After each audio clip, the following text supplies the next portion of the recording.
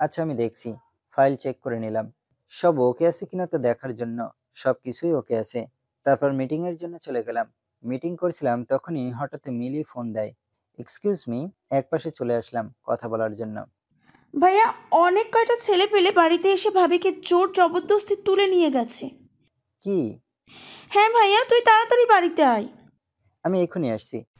মিলির কথা শুনে আমার দুনিয়াদারি যেন ঘুরতে আরম্ভ করলো।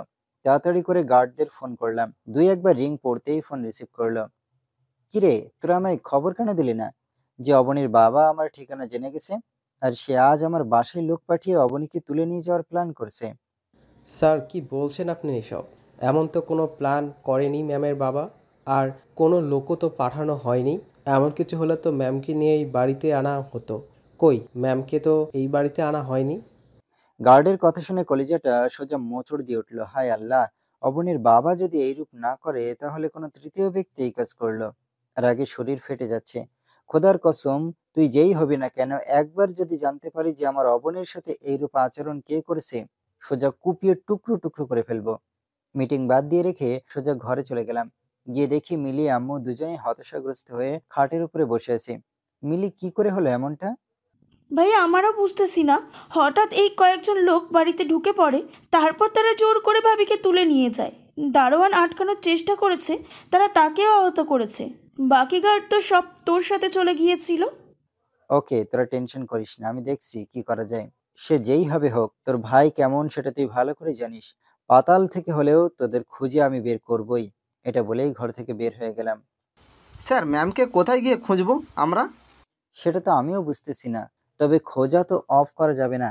দেখি, ছেলেদের বলে দিয়েছি যাতে তারা খোঁজ করে। আশা করি খোঁজ পেয়ে যাব। সারাদিন অবনীর খোঁজ করলাম কিন্তু কোনোভাবেই অবনীর খোঁজ পেলাম না। রাত ১টার সময় বাড়ি ফিরেছি। এমন কোনো অলিগলি নাই যে অবনীর খোঁজ করি নাই, কিন্তু অবনীর খোঁজ পাইনি। মাথা তো পুরো জ্যাম হয়ে আছে। আল্লাহ, তুমি আমার অবনীকে রক্ষা করো।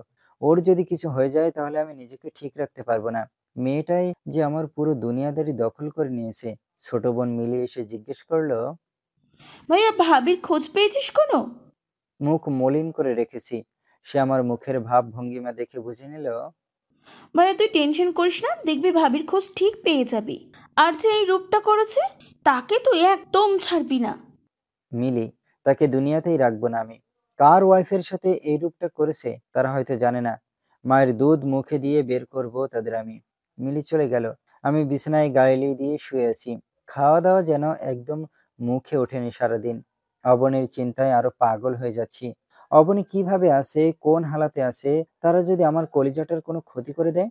ভেতরটা কেমন শুকিয়ে গেছে আমার। খুব কষ্ট হচ্ছে অবনীর জন্য। নিজেকে আর ধরে রাখতে পারলাম না। ফুপিয়ে কান্না করে দিলাম।